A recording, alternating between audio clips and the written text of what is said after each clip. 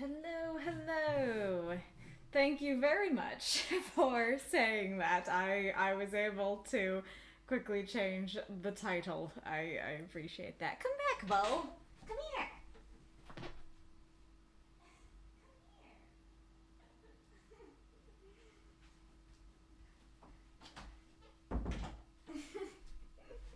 He kept going in and out. He kept like walking up to the to the door, but then not coming in. So I'm grabbing him. I'm making him come in.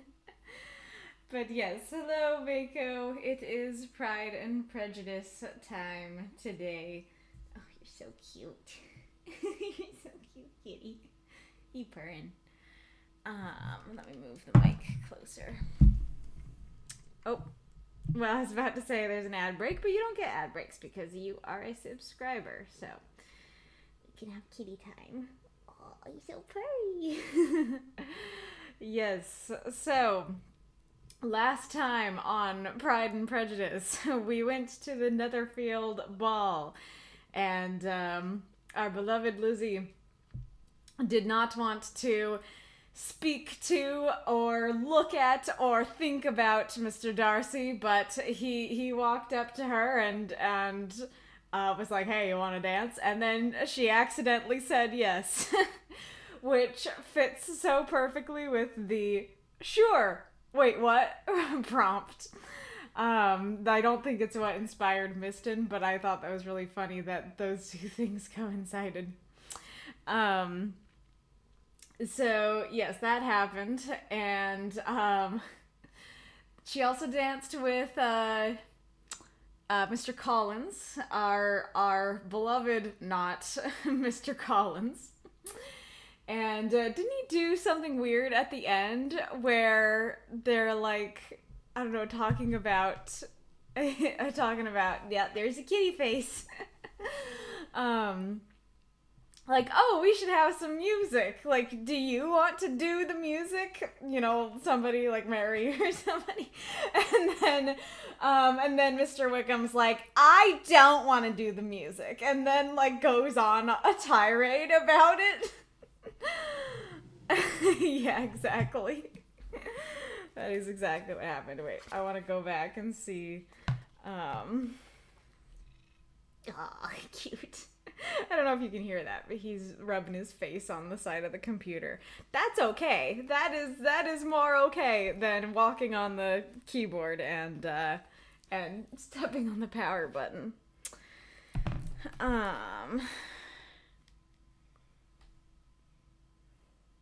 Oh, we also learned that Mrs. Bennet doesn't like Elizabeth, right? That she's her least favorite, which is interesting.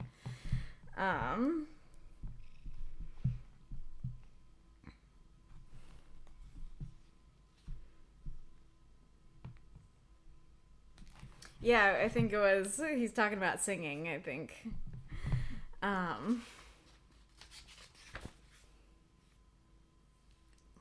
so cute.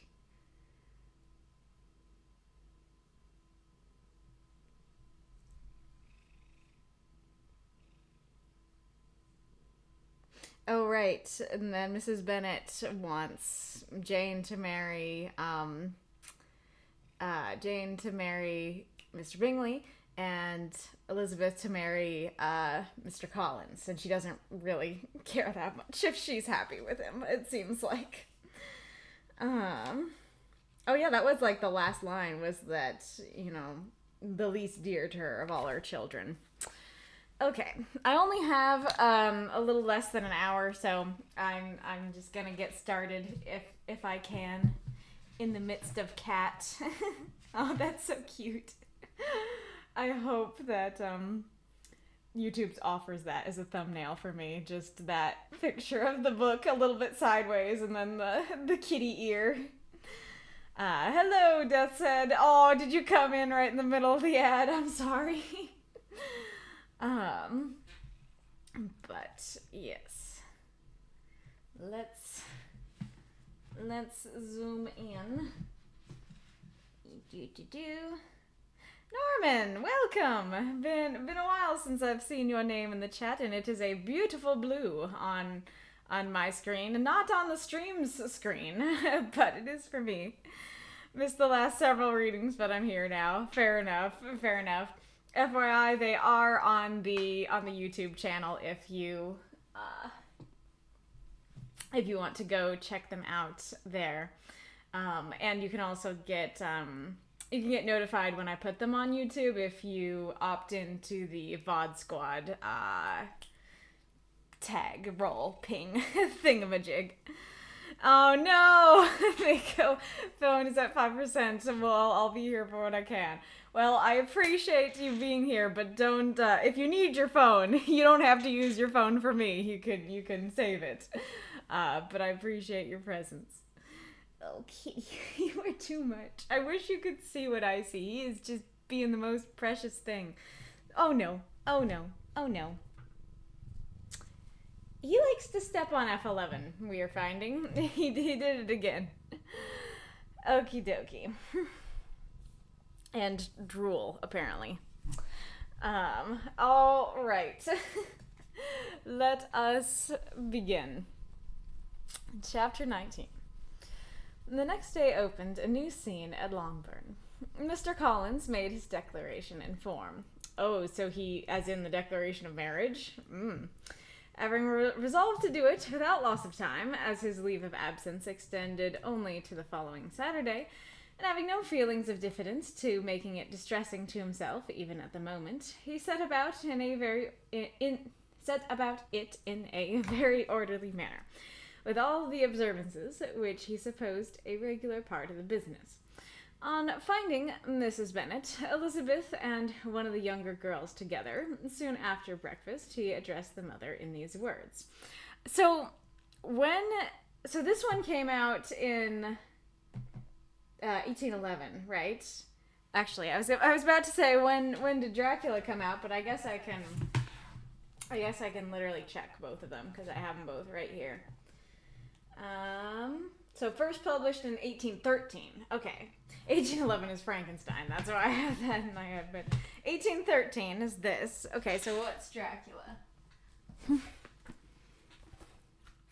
Oh, that's so pretty. Look at the little... That's totally like the kind of journey I was imagining to the castle, but with blue instead of red.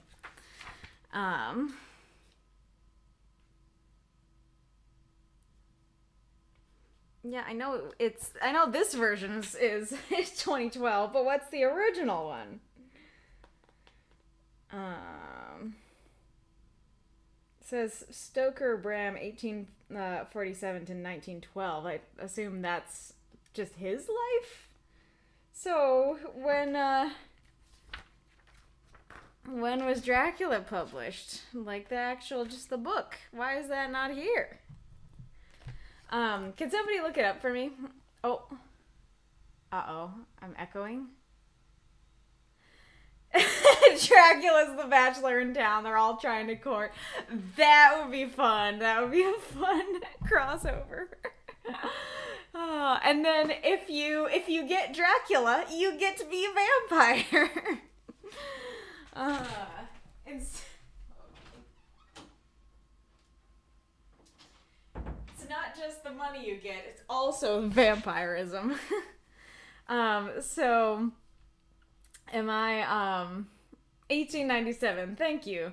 Okay, so that is interesting. That's what I was thinking that the deal was. So this was published 1813. Dracula was published 1897. But in Dracula, I'm noticing that I keep tripping on a lot of the phrasings. That the phrasings will be just a little bit different from how we might phrase things in modern day, or like the words will be switched around. And this one, I just realized as I was reading that doesn't happen in this one, which is really weird. That the earlier one reads more smoothly to me than the later one. That's wild. Yeah, and then Norman said it earlier, Dracula and Pride and Prejudice are both public domain. Someone should write a crossover novel. Oh, that would be awesome. That would be so cool. Yeah, and that's why you said Dracula's the new bachelor. They're all trying to court. Incredible. Dracula's looking for a new wife, and they're all looking for Dracula. But let me grab my headphones and listen to myself to see if I'm echoing.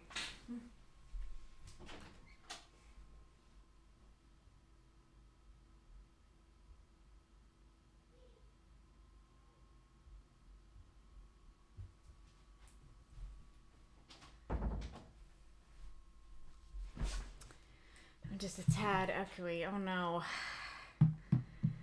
Problem is, I don't really. I guess the problem is, even if I am, I don't know what would be causing that and how to fix that. Because in the past, I would echo because I could hear myself. I don't hear myself right now, so I don't know why it would be echoing. I could try.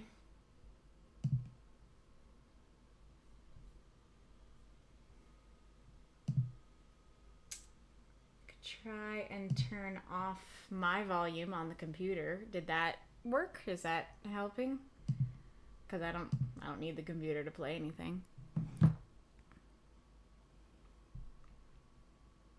Okay, I just came in on me saying that, and that seems fine to me. Does that sound fine to you guys?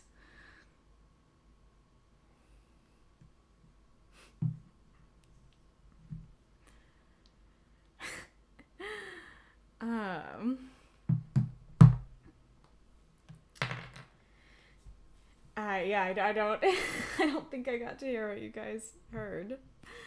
But are we good? I guess I'll continue and you guys can say, it was just for a bit while you were away from the computer. Oh, okay. It's not that noticeable. You just kind of sound like you're live streaming in an empty warehouse or something. Oh, that sounds empty rather than it sounds like I'm repeating myself. Huh. Interesting. So is that still happening then, even after I just did what I did? I could try and listen again and see if I hear it this time. Sounds like the room is bigger than it is. Huh. That's odd.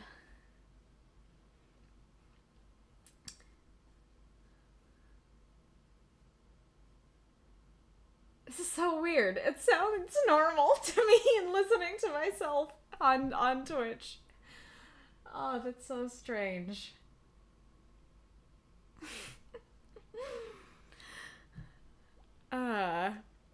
But yeah, so I don't I don't really know what the deal is, but if you say it's not too big of a deal, like as long as it's not me repeating words and stuff, if it just sounds a little empty, I think that's fine. I think we can continue. Okay. Do. May I hope, madam, for your interest with your fair daughter Elizabeth, when I solicit for the honor of a private audience with her in the course of this morning? Before Elizabeth had time for anything but a blush of surprise, Mrs. Bennet instantly answered, "Oh dear, yes, certainly. I am sure Lizzie will be very happy. I am sure she can have no objection. Come, Kitty, I want you upstairs." And gathering her work together, she was hastening away when Elizabeth called out, "Dear ma'am, do not go. I beg you will not go. Mr. Collins must excuse me. He can have nothing to say to me that anybody need not hear. I'm going away myself."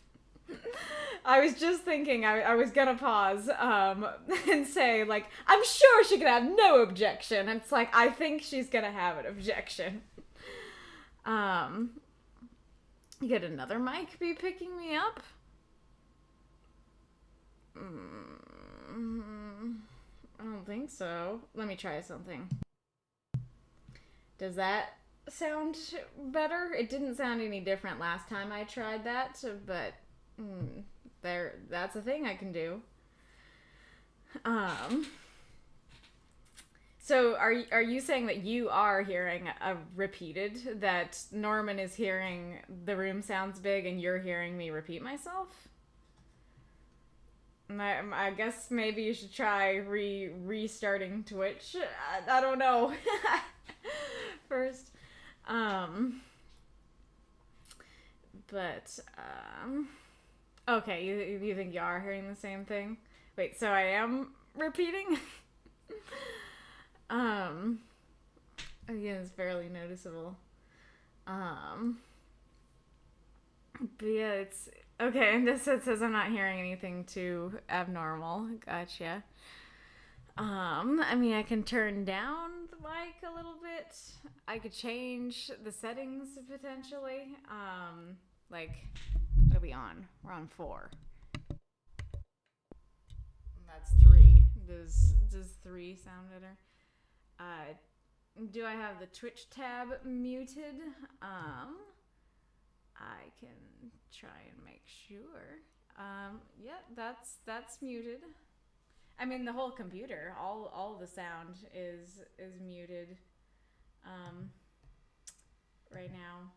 So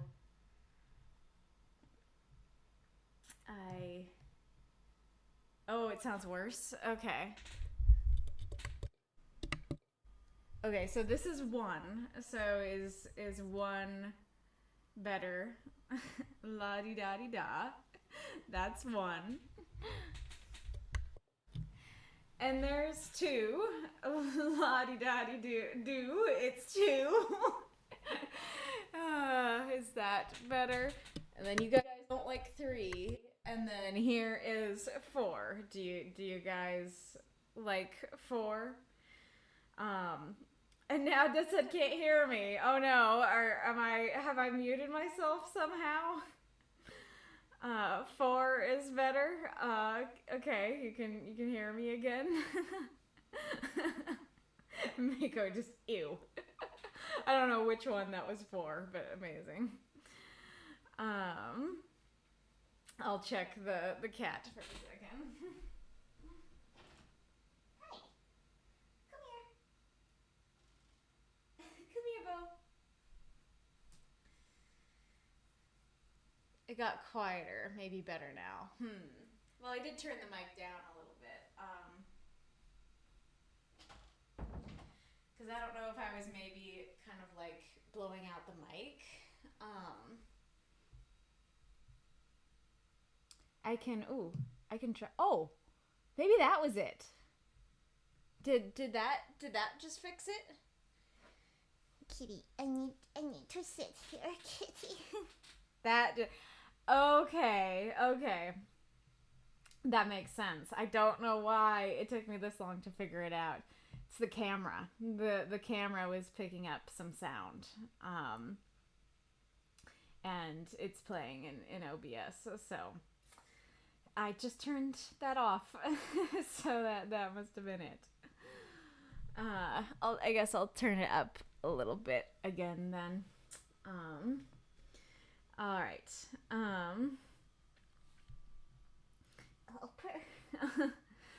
So it's interesting how like back then you would call your mom like dear ma'am, because I cannot think of anyone calling their mom dear ma'am at this point.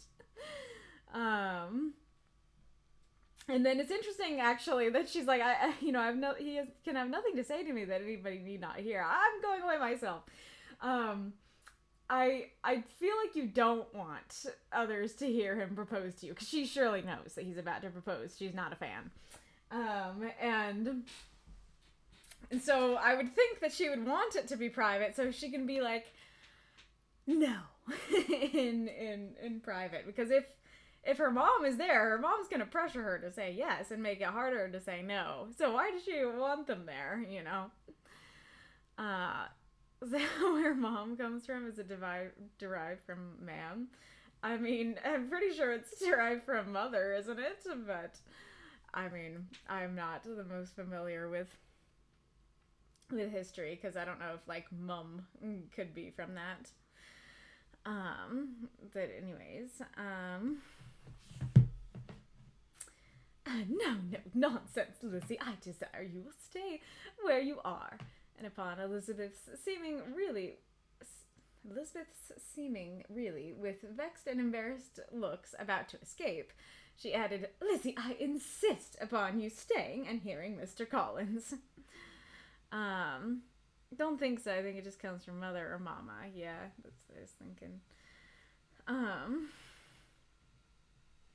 pardon, Kitty. Elizabeth would not oppose such an injunction, and a moment's consideration making her also sensible that it would be wisest to get over as soon as... Get it over... Oh, okay, so here I was just saying that the older phrasings didn't trip me up, but this one did, because I'm used to that saying over with, as opposed to get it over. So and a moment's consideration making her also sensible that it would be wisest to get it over as soon as and as quietly as possible. She sat down again and tried to conceal by incessant employment the feelings which were divided between distress and diversion. Mrs. Bennet and Kitty walked off, and as soon as they were gone, Mr. Collins began. Oh boy. Oh boy. Ooh, that's interesting. Because those which might come from ma'am now that I've said it. Wait, yeah, you were saying that mama might have come from ma'am. Gotcha. Language is indeed weird. Alright. Believe me, my dear Miss Elizabeth, that your modesty, so far from doing you any disservice, rather adds to your other perfections. You would have been less amiable in my eyes had there not been this little unwillingness. Ooh, that's... I don't like that. But allow me to assure you that I have your respected mother's permission for this address. You can hardly doubt the purport of my discourse, however. Your natural delicacy may lead you to dissemble. My attentions have been too marked to be mistaken. Almost as soon as I entered the house, I singled you out as the companion of my future life. But before I am run away with by my feelings on the subject, perhaps it will be advisable for me to state my reasons for marrying, and moreover for coming into Hertfordshire with the design of selecting a wife, and I certainly did.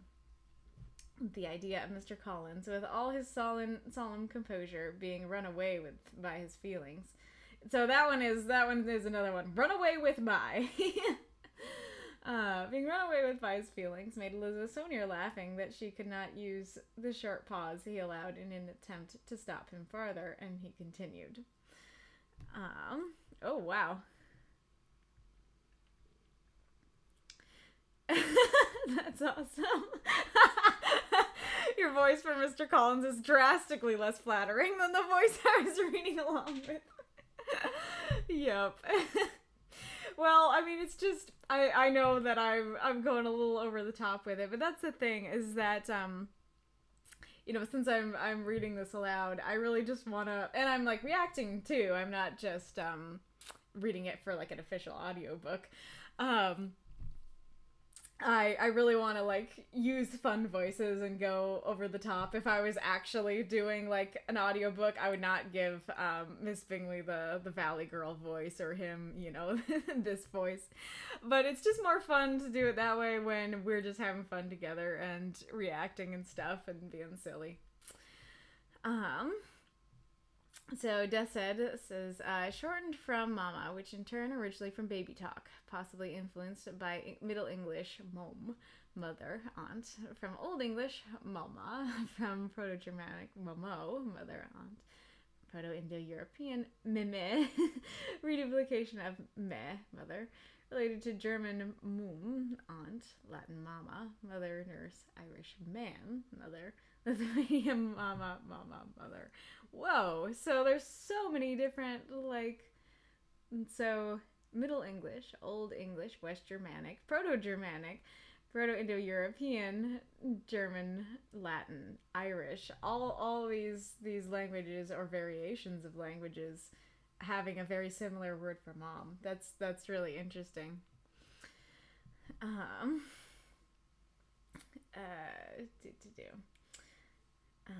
My reasons for marrying are, first, that I think it a right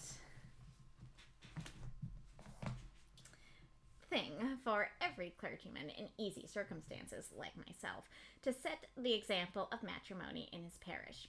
Secondly, that I am convinced it will add very greatly to my happiness.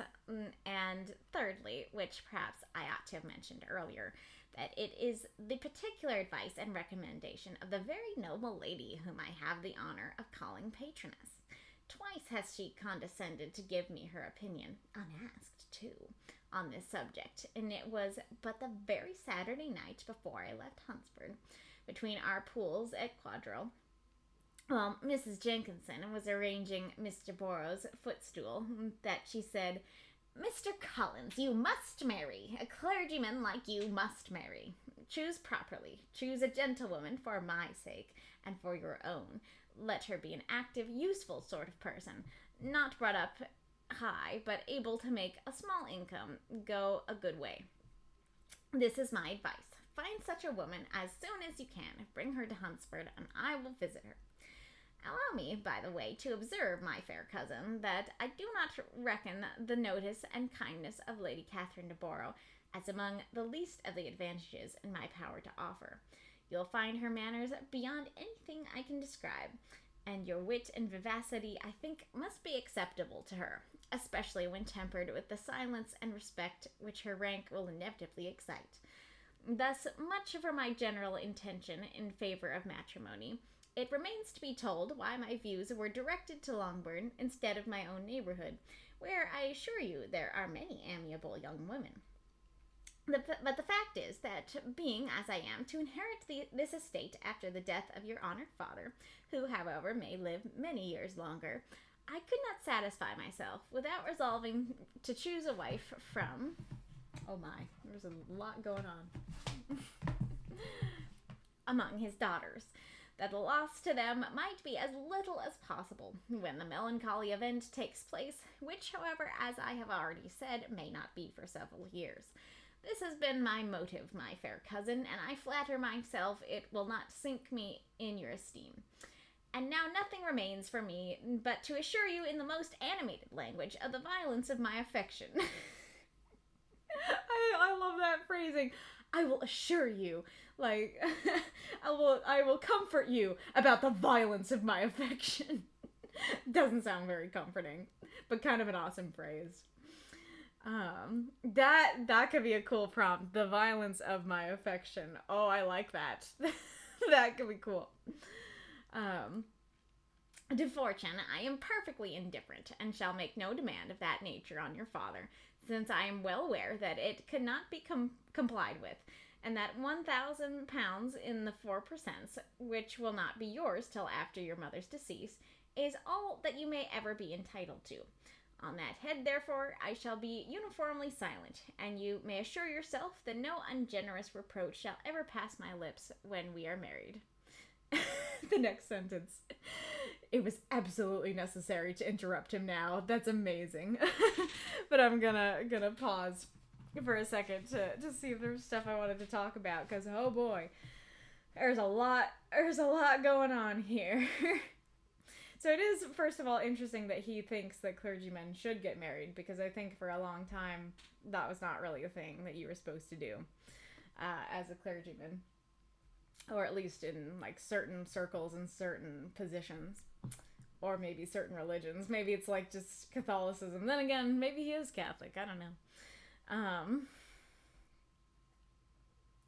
And you know, one of the few nice things he says, I do like I'm convinced it will add very greatly to my happiness. That is a pretty nice thing, to be like, okay, let me tell you about why I want to get married. I think clergymen should get married.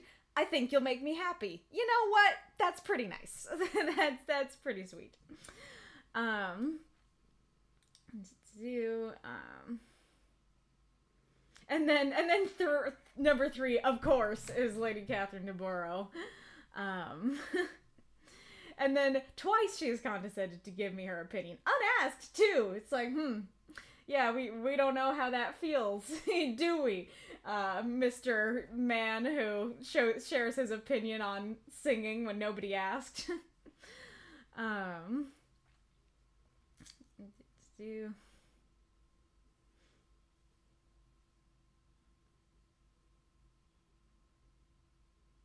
I don't know if there's anything really that noteworthy in what she said. She's just like, oh, like pick a nice lady who's active, but not too snooty, I guess. I don't know if there's something more nefarious in the mind of like, don't pick a noble lady, don't pick a rich lady. I don't know.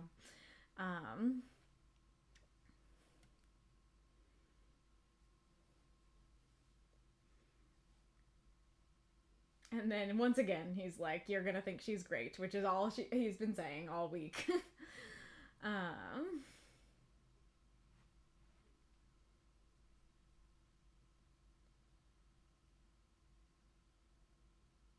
and then I'm sure this is completely normal, but whoever may live many years longer, not decades, just he might have a couple years left in him. I don't think that's what he meant. I think he genuinely means, oh, like he might live, quite a bit longer. But the idea of like, he's got like a bit more time left in him, maybe a year, maybe two.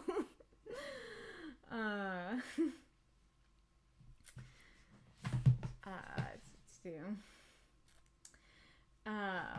And then of course, like I don't really know exactly what his options are, but I assume that one option is to forfeit it. That one option is to say they will get the house. They will get the house when their dad dies. I'm not going to take it. And so it's still like when that melancholy event takes place, it's like you are making that event take place, my man, I don't think you think it's so melancholy. I flatter myself it will not sink me in your esteem. Gosh. I flatter myself that you're gonna think that I'm great after I say this. Like, do you? And then the violence of my affection, the awesome line. And then to fortune, I'm perfectly indifferent. Again, you're not choosing to let them have the house. So it rather seems like you're not indifferent. But I think he's saying, like, you don't need to give me a dowry. I think this is perhaps still a time where that was a thing. So he's like, I know that you don't have a lot of money, and so, like, we're not going to have, like, a dowry situation here. I won't say anything about it. It's fine,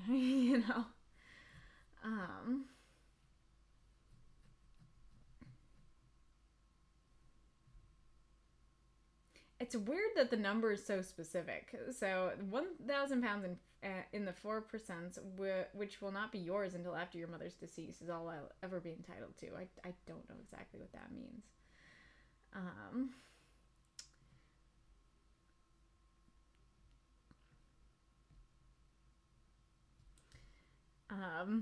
The violence of my affliction, that would be great too. Those would be fun mirror prompts to try to get back to back. Set in England, so he's probably Anglican. You're right. Just once I want to write a run-on sentence so long and so wandering that the reader forgets what the sentence is about in the first place. I'm sure there are plenty in this situation. Did you just accuse him of plotting murder? No, that wasn't what I was intending, but that's also funny. No, I meant it more in the sense of, like, he's hoping that he's gonna die and he's gonna get the money. That Mr. Bennett's gonna die and he's gonna get the money. And so it's just, like, it's not this reverent, like, oh, like, I don't wish, anything bad upon him. I'm sure he will live for, many decades to come. It just the fact that he says years, and maybe it's just him, makes me think that he's like, like he's pretty old, that he's kind of hoping that he's gonna die soon. And he's like, look at him, like, frailly walking down the street, and he's just looks healthy, and he's walking down the street. It's like, he may have a few years left in that tender heart of his, and he looks totally fine. That's more of what I'm thinking of. All right. It was absolutely necessary to interrupt him now. "You are too hasty, sir," she cried. "You forget that I have made no answer. Let me do it without further loss of time. Accept my thanks for the compliment you are paying me. I am very sensible of the honor of your proposals, but it is impossible for me to do otherwise than decline them. Good response. I very, very classy. I am not now to learn, replied Mr. Collins with a formal wave of the hand, that it is usual with young ladies to reject the addresses of the men whom they secretly mean to accept.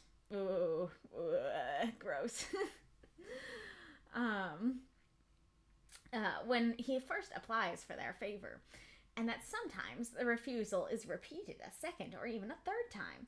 I am therefore by no means discouraged by what you have just said, and shall hope to lead you to the altar ere long. So, I don't know if he's right. I don't know if at that time that does happen, that, as the social class or the etiquette, you'll be like, no, all right, but actually you are very interested. But to my modern ear, that very much sounds like a no means no situation. No, buddy. She said no. That means no. All right. Upon my word, sir, cried Elizabeth, your hope is rather an extraordinary one after my declaration. I do assure you that I am not one of those young ladies, if such young ladies there are, who are so daring as to risk their happiness on the chance of being asked a second time. Yeah, great response. Great, totally. I am perfectly serious in my refusal. You could not make me happy, and I am convinced that I am the last woman in the world who would make you so. Nay, were your friend Lady Catherine to know me, I am persuaded she would find me in every respect ill qualified for the situation. I don't know if you should say that, Elizabeth, because he's the one who knows her. You don't know her.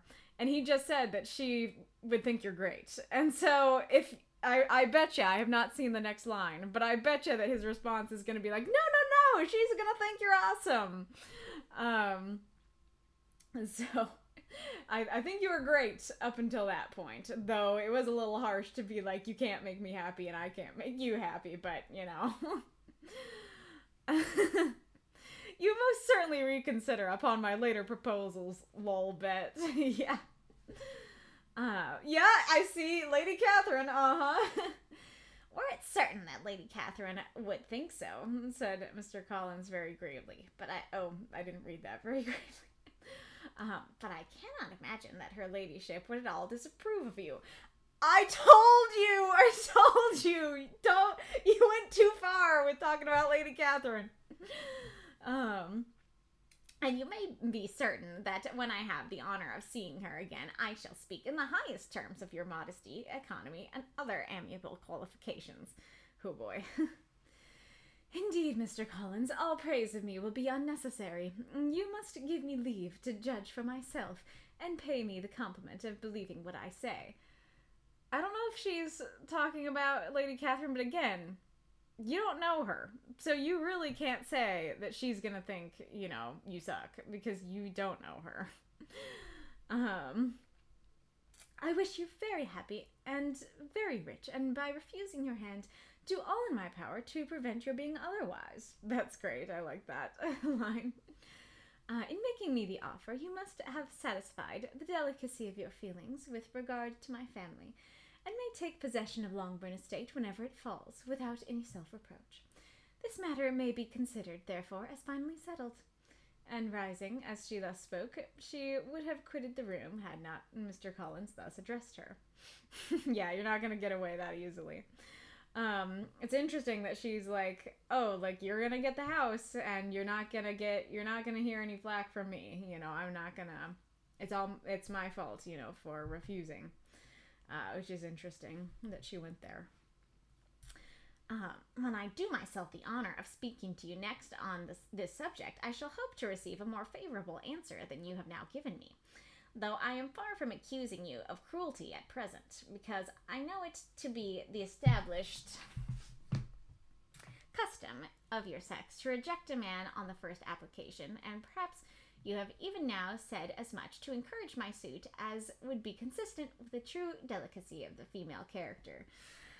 It got worse. It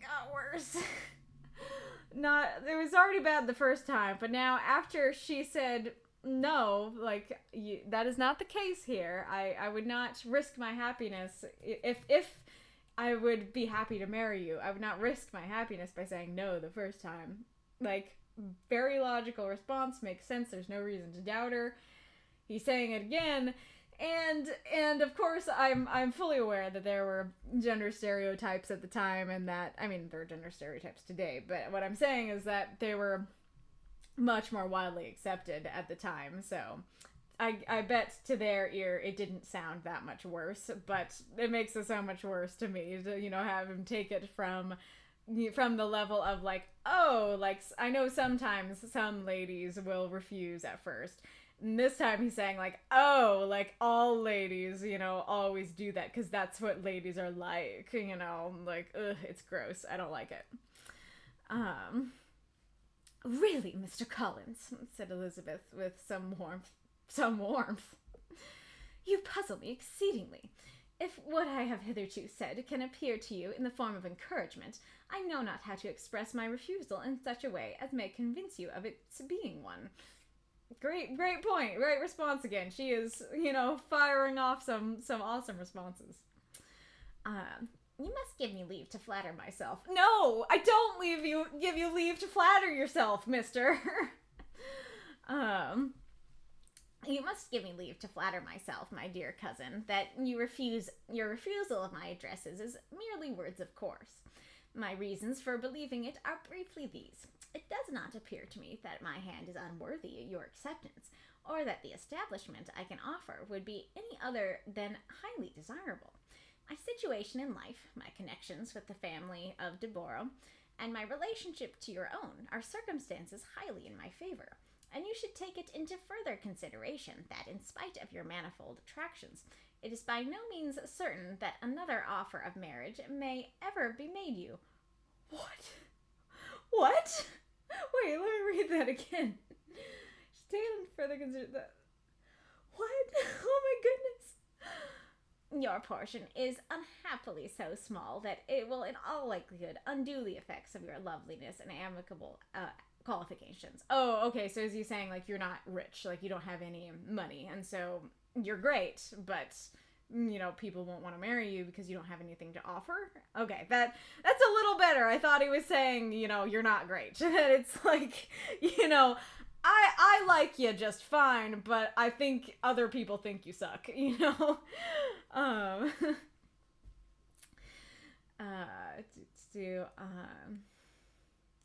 As I must therefore conclude that you are not serious in your rejection of me, I shall choose to attribute it to your wish of increasing my love by suspense, according to the usual practice of elegant females. Love! Ew. Oh, it gets worse. Yeah, exactly. I felt that really, Mr. Collins, in my soul. The disappointment is palpable. Exactly. So, the beginning... Okay, like, I kind of get what he's saying, that, like, yeah, like, you're not gonna have a house, you know, you're not gonna have any money, you're not gonna have a house when your dad dies, and so, yes, like, this is very, in his favor, like, it makes sense that he's like, why would you refuse that? That doesn't make sense. Okay, I guess I get that. And he thinks he's pretty great. He doesn't really realize that he's a sniveling little twerp that people don't like. So, okay. But, you know, I can understand why he doesn't think he's unworthy, that he doesn't realize that she just doesn't like him as a person.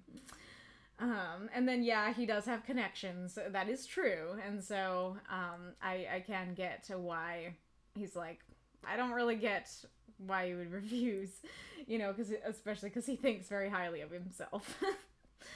But all that being said, it continues to be scummy that she is saying no and has said no on no uncertain terms. And he is like, oh, like, I will, you know, take this as encouragement. I believe that you want to make me love you even more, and I will do so, you know, kind of thing. Like, gross. I'm gonna start using merely words of course anytime anybody talks shit about me from now on. Amazing. Alright. And then again with the stereotypes at the end. I do assure you, sir, that I have no pretension whatever to that kind of elegance which consists in tormenting a respectable man. That's awesome. It's like, oh, you think it's elegant to torment a respectable man? Like, I don't think so. It's not something I do. I love that she's not just going after, like, no, I'm not doing that, or no, I wouldn't do that. She's very logically laying out, like, you're a respectable man, and if I am just, I really like you, and I'm rejecting you just to torment you, like, that's not elegant at all. Like, that's mean. I wouldn't do that. You know? I would rather be paid the compliment of being believed sincere. For sure. I thank you again and again for the honor you have done me in your proposals, but to accept them is absolutely impossible. My feelings in every respect forbid it. Can I speak plainer? Do not consider me now as an elegant female intended to plague you, but as a rational creature speaking the truth from her heart. Yes, Elizabeth! Oh, I love that! That is awesome! That is a great response. Oh no, and I see his next words. You are uniformly charming, cried he with an air of awkward gallantry. And I am persuaded that when sanctioned by the express authority of both your excellent parents, my proposals will not fail of being acceptable. To such perseverance in willful self-deprecation, Elizabeth would make no reply, and immediately and in silence withdrew, determined that if he persisted in considering her repeated refusals as flattering encouragement, to apply to her father, whose negative might be uttered in such a manner as must be decisive, and whose behavior at least could not be mistaken for the affection and coquetry of an elegant female. That is true. If he goes to her dad, it's not going to be mistaken for that. That is a good point. Hold on. Yeah, that she's like, hi, I'm not just a stereotype of an elegant female. I am a person. I am Elizabeth. I am talking to you honestly. Please listen to me. And he's like, you're cute. You're really charming. When I go and propose to you in front of your parents, I know you're gonna say yes. Let's go do that. You know, like, wow, gross. I don't know what's, like, to such perseverance in willful deception. Oh, okay, I'm glad I reread that, because I was like, what do you mean self-deprecation? There was no self-deprecation from either of them. Willful self-deception, that for sure is going on. That is true.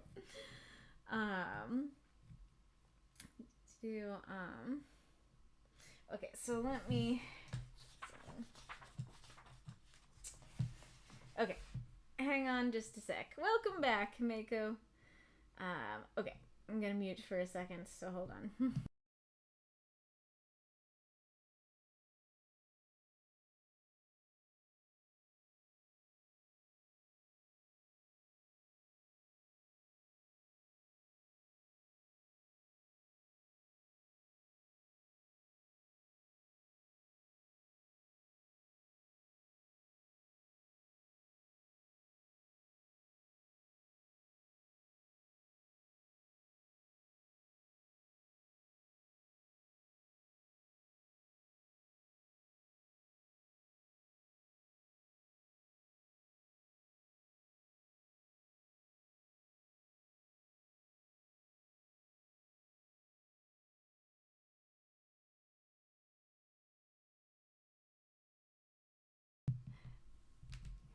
Look at this kitty. Oh, you can't see him. You can't totally see him. Just a little bit of him. But he's so cute. Alright, but yes, I am back. I'm gonna try and read another chapter because it's only 6 pages. I'm nervous because I think this one was 6 pages too. But I want to read more. I don't want to only read one chapter. I want to at least do 2. So I'm gonna keep going. But I might be a little late to dinner. Can't tell if this guy is dense or just a jerk. I know, right? I'm kind of like leaning towards dense, that he just like everything goes over his head, that he just thinks that he is the best and doesn't realize that he is not in fact the best, and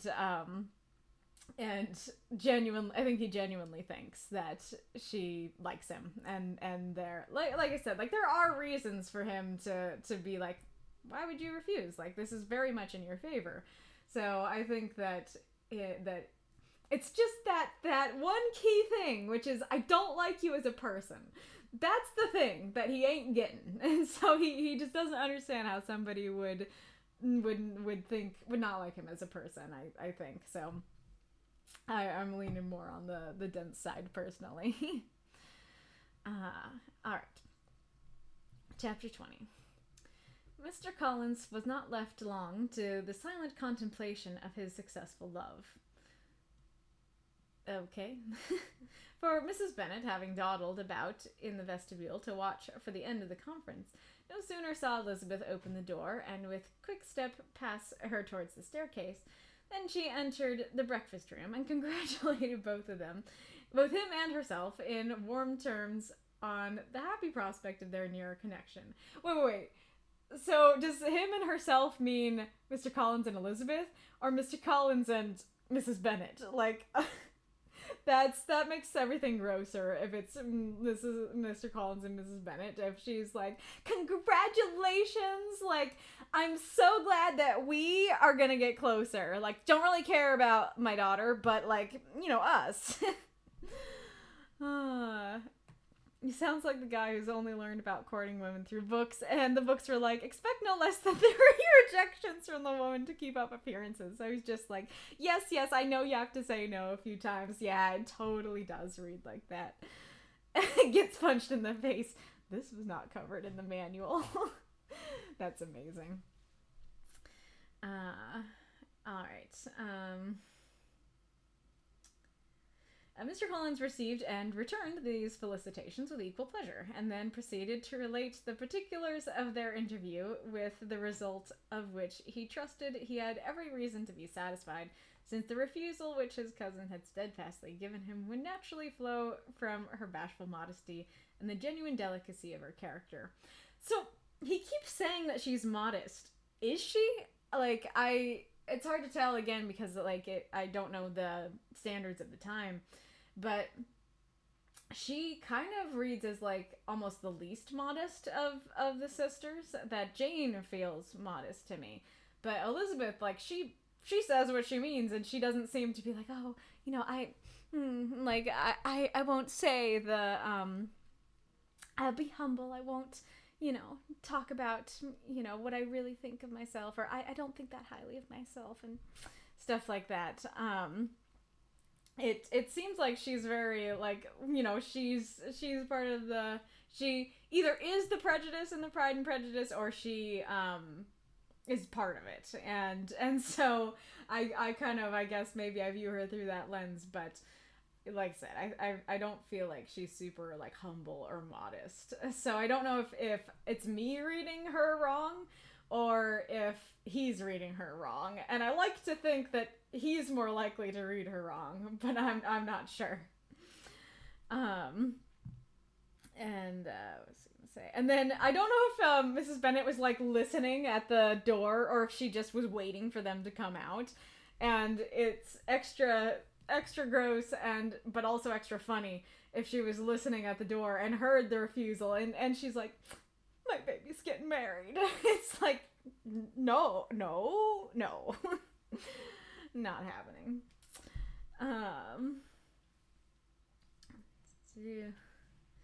This information, however, startled Mrs. Bennet.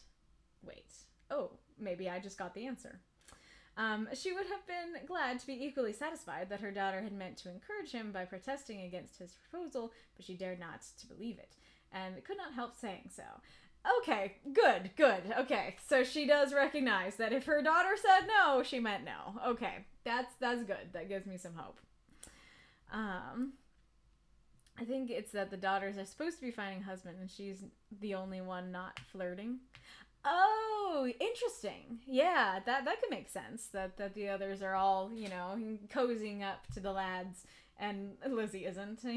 That makes sense. Either that, or maybe he's specifically thinking about how she's not cozying up to him, and so he's like, "You're so modest. Like, you love me, and you just are being nice and modest about it." It's like, actually, I don't love you, like, and I have said so on no uncertain terms. Oh, I don't think I've got to that part, but now I'm scared. Okay. All right. But depend on it, Mr. Collins, she added, that Lizzie shall be brought to reason. I will speak to her about it myself directly. She is a very headstrong, foolish girl, and does not know her own interest, but I will make her know it. You are right. That is gross. Okay, I am flip-flopping. It went from, like, gross to, okay, we're okay, to gross again, and maybe even more gross, that it's, I'm gonna make her, love you. I'm gonna make her say yes. And she doesn't know her own interest. I think she does know her own interest, Mrs. Bennet. I think she does.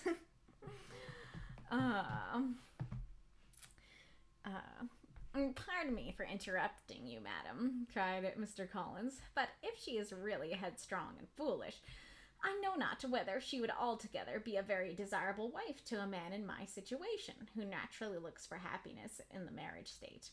If, therefore, she actually persists in rejecting my suit, perhaps it were better not to force her into accepting me, because if liable to such defects of temper, she could not contribute much to my felicity.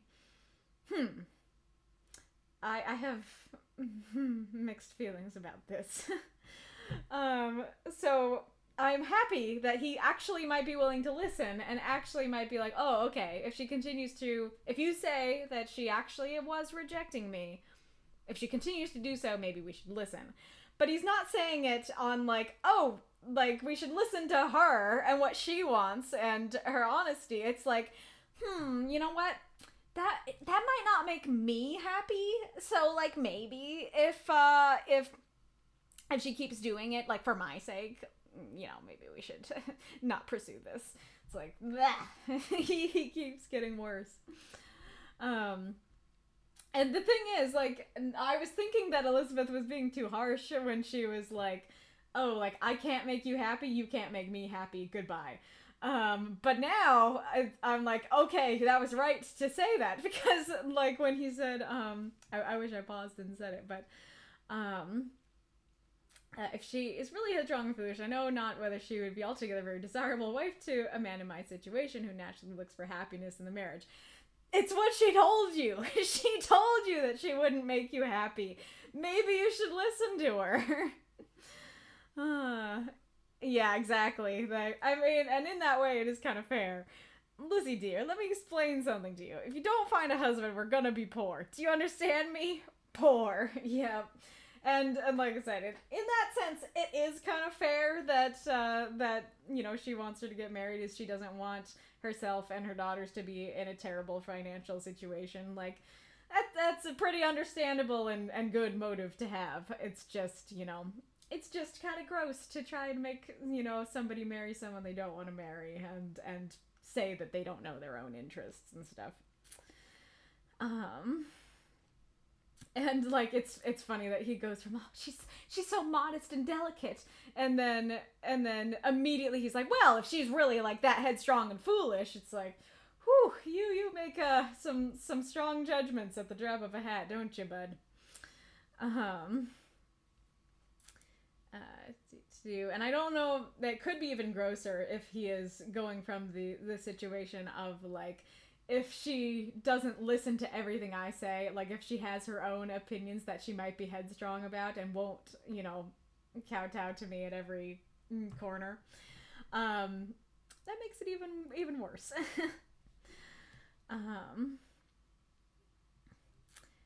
Sir, you quite misunderstand me, said Mrs. Bennet, alarmed. Lizzie is only headstrong in such matters as these. In everything else, she is as good-natured a girl as ever lived. I will go directly to Mr. Bennet, and we shall very soon settle it with her, I am sure. No. So this is what I guess maybe this is evidence that I was right, that I do think she is headstrong overall, that would be a more apt description of her, the her that I have seen, than modest. So, yeah. I hope that Lizzie got to Mr. Bennet first, though not that I have any doubt. I am sure Mr. Bennet, I would like my reading room, please.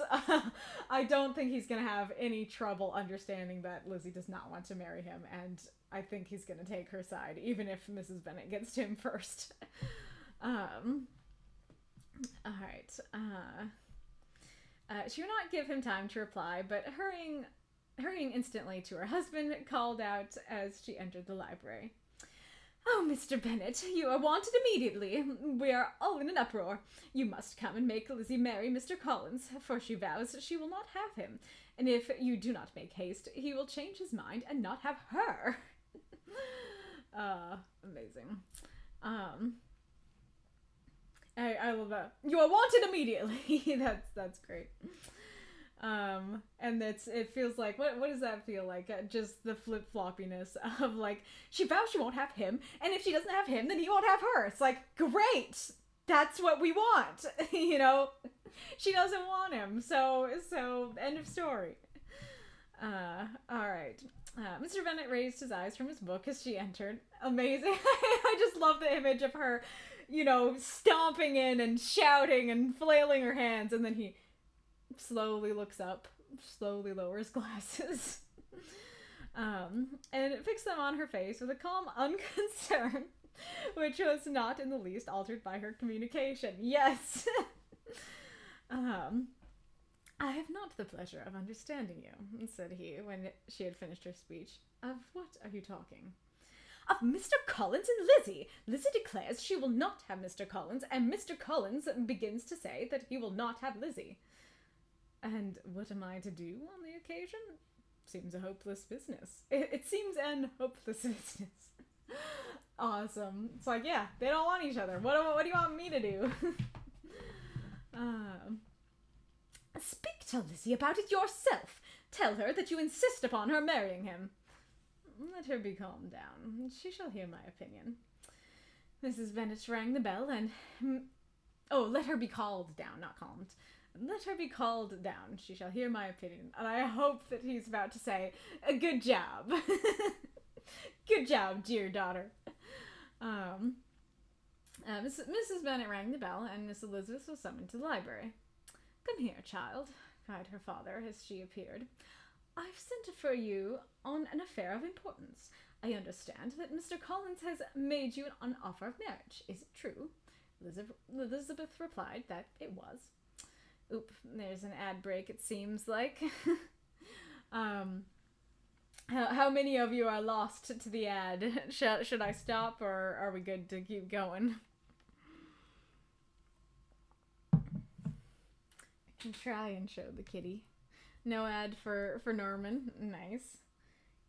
There's the kitty. That was about an hour exactly. Oh, nice. You're keeping track. That's great. But yes, I can pet the kitty for a little bit longer. I love it when he comes and sits by me like this. This is the ideal. This is the ideal streaming setup, is just sitting with the kitty like this. Him right on my chair with me.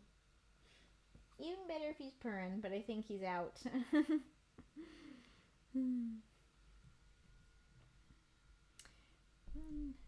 Ta-da! Alright. I understand that Mr. Collins has made you an offer of marriage. Is it true? Elizabeth replied that it was. Very well. And this offer of marriage you have refused? I have, sir. Very well. We now come to the point. Your mother insists upon your accepting it. Is not it so, Mrs. Bennet? Yes, or I will never see her again. I hope she is exaggerating on that. An unhappy alternative is before you, Elizabeth. From this day, you must be a stranger to one of your parents. Your mother will never see you again if you do not marry Mr. Collins, and I will never see you again if you do. Heck yeah, Mr. Bennet. That was awesome. That is a way better response than I thought he was gonna give. Getting the feeling that Mr. Bennet is like the desired father for women of that time, not rushing them off to be married, backing them up when they make a choice. Yeah, very, very true, very possible. I mean, I feel like in a lot of ways he's a desired father for women of any age, right? Like, that's great. And that confirms it, yeah.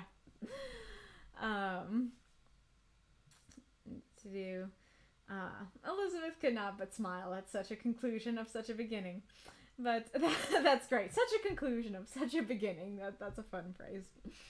But Mrs. Bennet, who had persuaded herself that her husband regarded the affair as she wished, was excessively disappointed.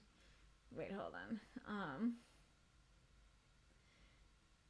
Who had persuaded herself... Oh, I see. So it's saying, like, before she arrived, she thought that he was going to agree. And so knowing that he doesn't agree, now she's disappointed. Okay. What do you mean, Mr. Bennet, by talking in this way? You promised me to insist upon her marrying him. No, he didn't. He promised nothing. My dear, replied her husband, I have two small favors of request. First, that you allow me to the free use of my understanding on the present occasion, and secondly, of my room. I shall be glad to have the library to myself as soon as may be. See, I told you, Mr. I want my reading room Bennet. Of course is not gonna say that she should marry him. Oh, that's awesome. And I think he's saying with that first part, like, oh, like, you know, he'll allow that I understand the situation as I understand it, and I don't have to accept, you know, what you say about it. Mr. Bennet is the goat, yes. Not yet, however, in spite of her disappointment in her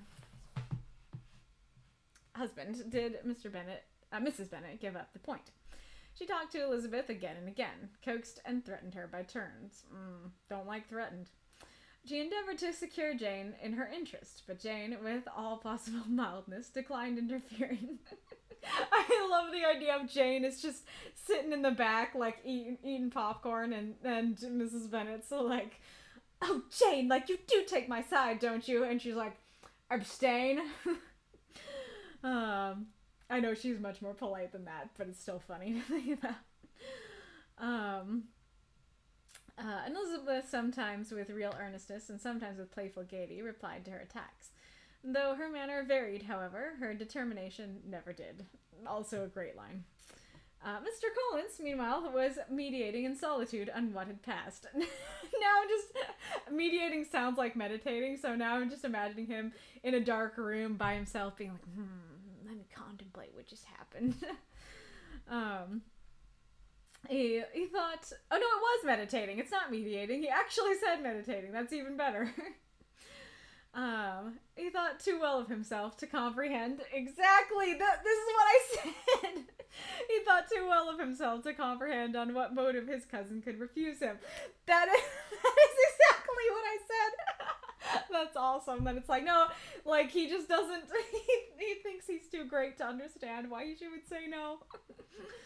And though his pride was hurt, he suffered in no other way. Another great line. Yeah, his pride was hurt, but he didn't suffer in any other way.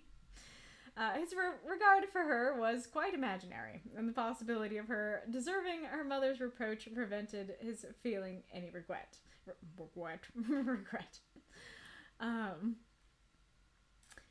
So I see. So it's like, oh, like she might, you know, deserve the reproach she's getting from her mom, and so I don't regret it. Oh boy. Okay. Mr. Collins continues to be Mr. Collins.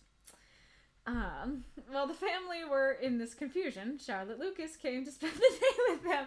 It's totally the pizza meme. It's the pizza guy arriving and everything's on fire and everybody's screaming. Hey guys, I came to hang out. What happened here?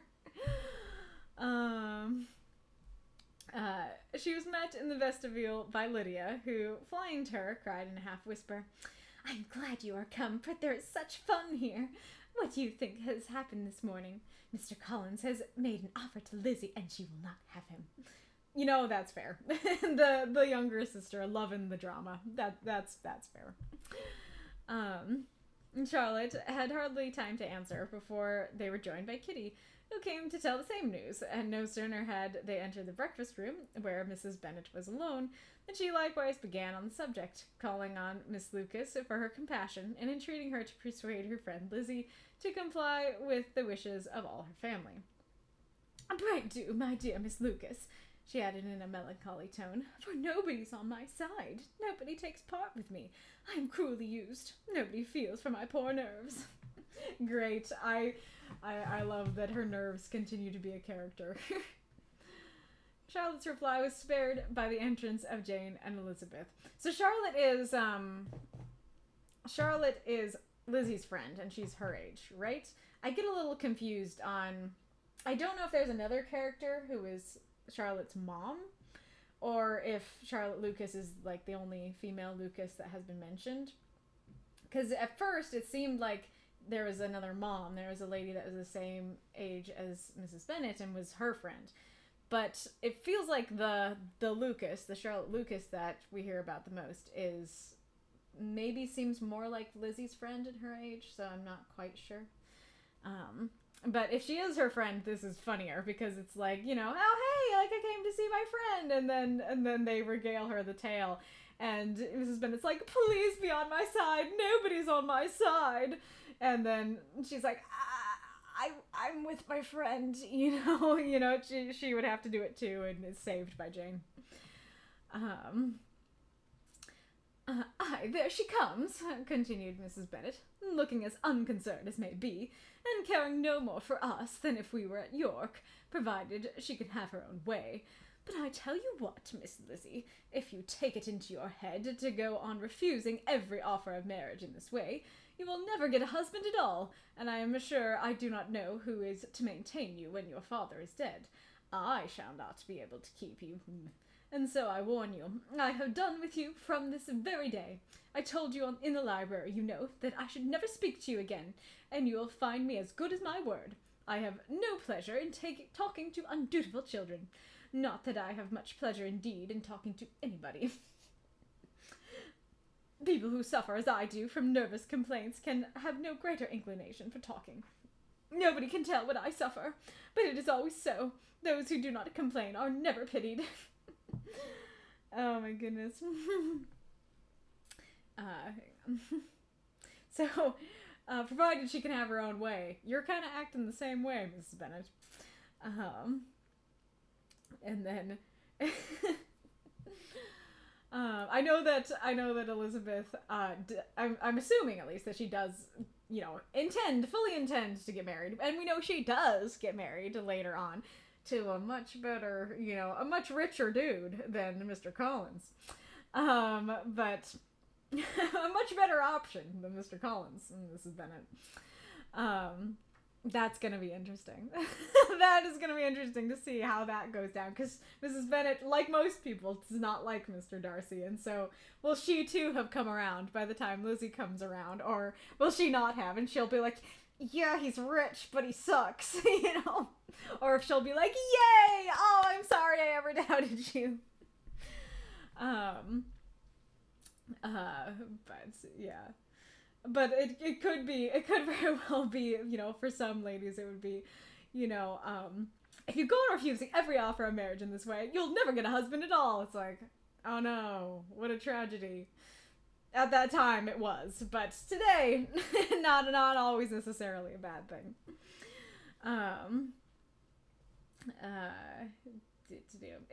If that is what you want, of course.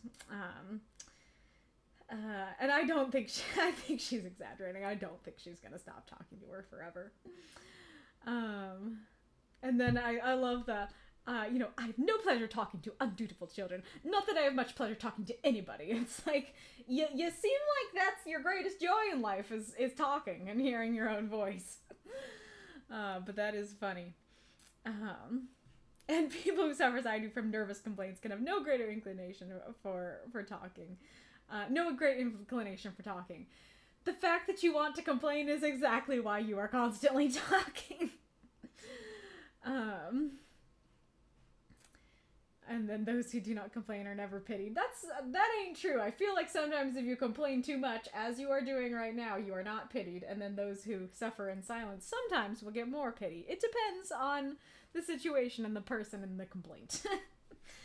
Her daughters listened in silence to this effusion, sensible that any attempt to reason with or soothe her would only increase the irritation. Fair assumption. She talked on, therefore, without interruption from any of them, till they were joined by Mr. Collins, who entered with an air more stately than usual, and on perceiving whom, she said to the girls, "Now, I do insist upon it that you, all of you, hold your tongues and let Mr. Collins and me have a little conversation together." Elizabeth passed quietly out of the room. Elizabeth, "I'm out," slips out.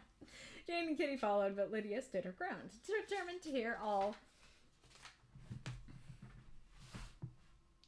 she could. And Charlotte, detained first by the civility of Mr. Collins, whose inquiries after herself and all her family were very minute, and then by little curiosity, satisfied herself with walking to the window and pretending not to hear. In a doleful voice, Mrs. Bennet thus began the projected conversation. "Oh, Mr. Collins!" Oh, gosh. So I guess, that was Lydia, right? Yeah, Lydia seems like she's there for the tea. She likes the gossip.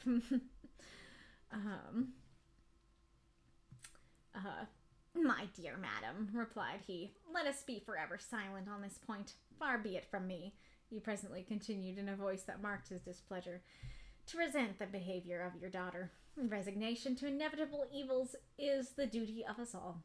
The peculiar duty of a young man who has been so fortunate as I have been in early preferment. And I trust I am resigned, perhaps not the less so from feeling a doubt of my positive happiness. My fair cousin honored me with her hand, for I have often observed that resignation is never so perfect as when the blessing denied begins to lose somewhat of its value in our estimation. You will not, I hope, consider me as showing any disrespect to your family, my dear madam, by thus withdrawing my pretensions for your daughter's favor, without having paid yourself and Mr. Bennet the compliment of requesting you to interpose your authority on my behalf. My conduct may, I fear, be objectionable, in having accepted my dismission from your daughter's lips instead of your own. But we are all liable to error. I have certainly meant well through the whole affair. My object has been to secure an amiable companion for myself, with due consideration for the advantage of all your family. And if my manner has been at all reprehensible, I here beg leave to apologize. Lydia, is the reason social media exists as it does? Amazing. Okay, let me reread that a bit, but I think we got our victory. I think that he is resigning to be like, okay, you know, her dad said no, so time to back out.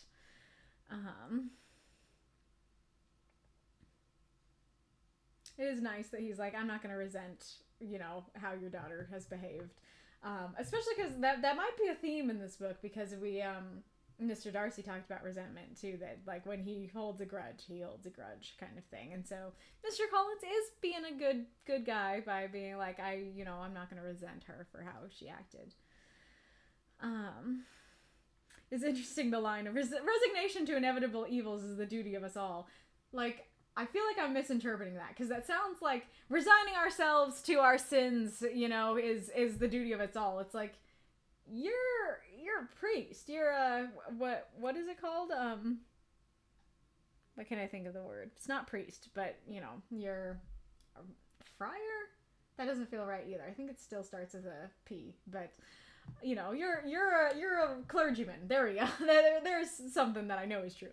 You're a clergyman. Like, you shouldn't be saying things like, let's resign ourselves to our sins. That's inevitable. that doesn't sound, that makes me feel like I'm misinterpreting that.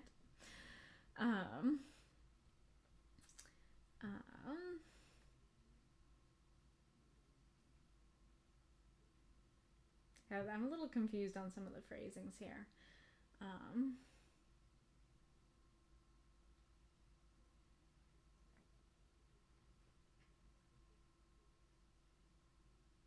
So I guess he's saying, perhaps not, the less so from feeling a doubt of my positive happiness had my fair cousin honor me with her hand. So he's saying, I'm realizing I might not be happy, even if she had said yes, I might not have been happy, which he talked about before.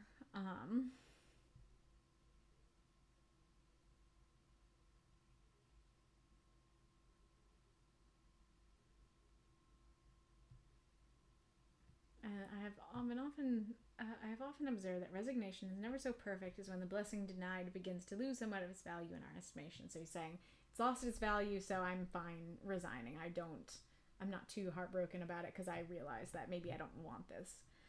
And then I hope you don't consider me disrespect that I wasn't listening to you and your thoughts.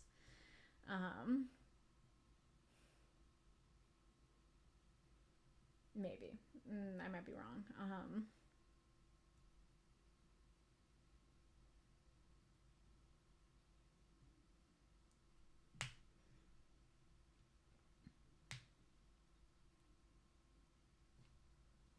My conduct may, I fear, be objectionable in having accepted my dismission from your daughter's lips instead of your own. Is he saying, like, I hope I respected you because I went to you and Mr. Bennett? Or is he saying, oh, I'm sorry if it offends you that I am accepting, Elizabeth's rejection? But he didn't. He's not accepting her rejection. He is, it is because of Mr. Bennett that this happened. So I'm not sure I understand. But we're all liable to error. I love the idea of like, oh, like I'm sorry I did this thing. It was kind of scummy, but you know what? We're only human. We all make mistakes, Not the greatest thing to say at that point, I guess.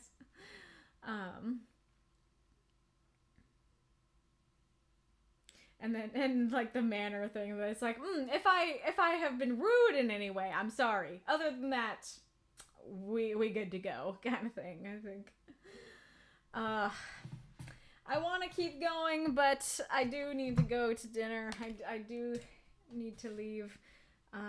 It's possible that maybe I might read a little more tonight, but don't count on it. That it is a possibility, but in no way a guarantee. This has been fun. I want to keep going, but I think I must end for now. These were some great, juicy little chapters. I hope that you guys have a great day, a great rest of your evening. If you have someone you want me to raid, I can try and raid that person. If not, I'll just hit stop. But thank you to everyone who joined. It was great to have you, and I hope that you have enjoyed yourselves.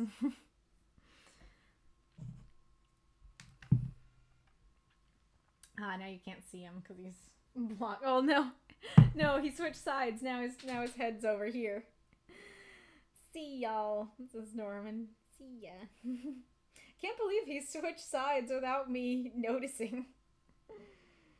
Silly cat. Silly cat. Alright. Well, I am not seeing a raid offer, so I think that I'm just gonna get going. Bye-bye. Until next time.